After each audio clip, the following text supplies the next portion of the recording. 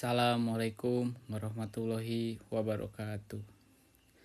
Perkenalkan, nama saya Muhammad Najar Ibrahim dari kelas J, NPM saya 251000366.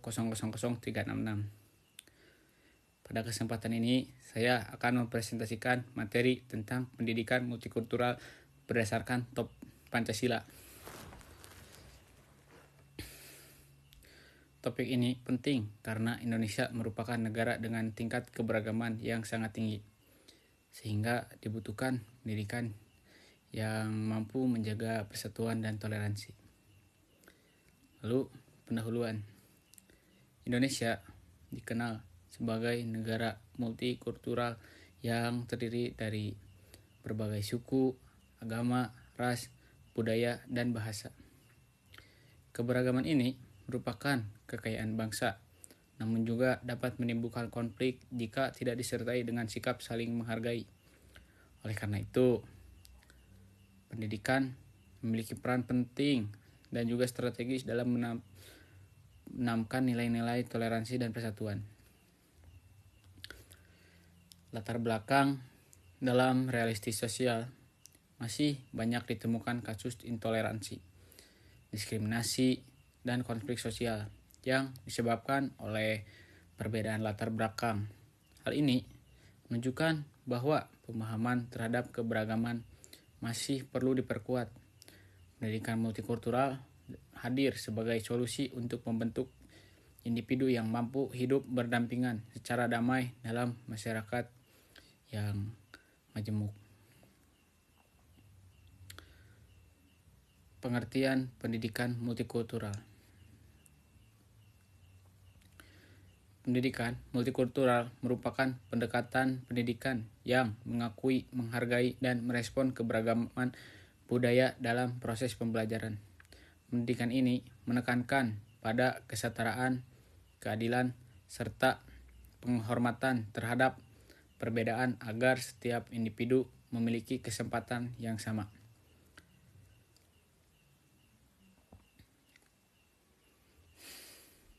Tujuan pendidikan multikultural. Tujuan utamanya pendidikan multikultural adalah membentuk sikap toleran, terbuka, dan saling menghormati. Selain itu, pendidikan juga bertujuan untuk mencegah diskriminasi, lalu memperkuat persatuan nasional, serta menciptakan keadilan sosial dalam kehidupan bermasyarakat. Pancasila sebagai landasan. Pancasila sebagai dasar negara mengandung nilai-nilai yang sejalan dengan konsep pendidikan multikultural. Nilai kemanusiaan, persatuan, demokrasi, dan keadilan sosial dalam Pancasila menjadi pedoman dalam mengelola keberagaman bangsa Indonesia. Berujuk ke 5 sila yang ada di Indonesia. Sila pertama yaitu ketuhanan yang Maha Esa.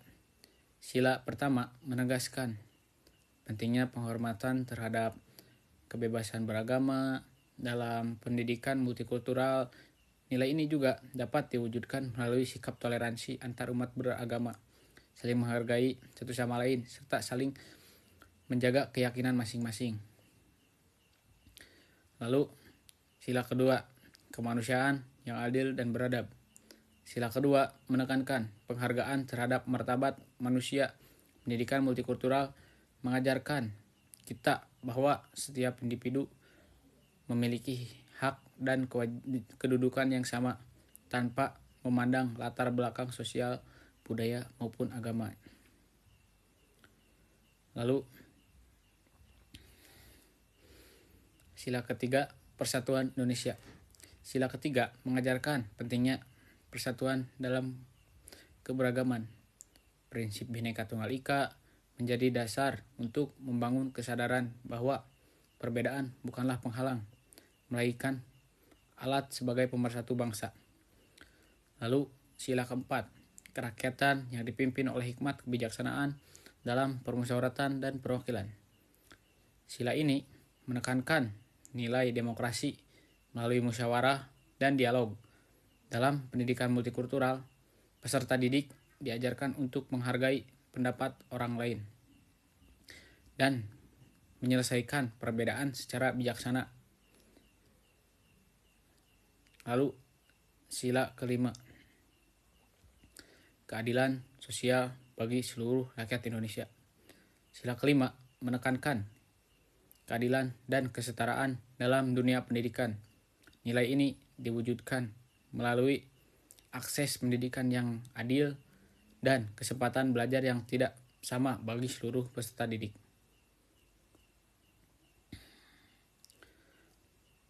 Implementasi di sekolah.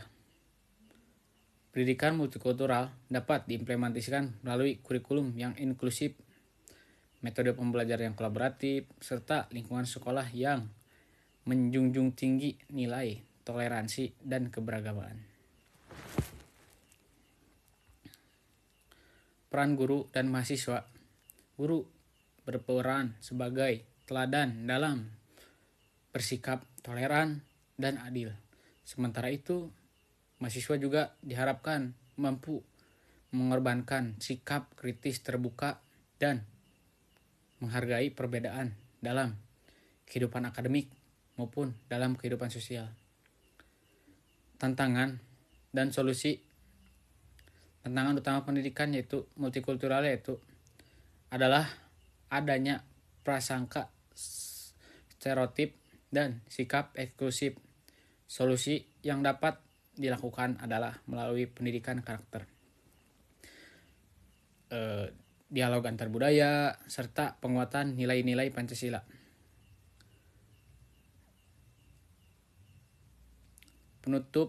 Sebagai penutup, dapat disimpulkan bahwa pendidikan multikultural berdasarkan Pancasila sangatlah penting dalam menjaga persatuan bangsa dengan menjadikan Pancasila sebagai pedoman hidup, keberagaman, dan menjadi kekuatan yang mewujudkan Indonesia yang harmonis dan berkeadilan. Pendidikan multikultural di Indonesia tidak dapat terpisah dari nilai-nilai Pancasila, melainkan saling melengkapi dan memperkuat satu sama lain.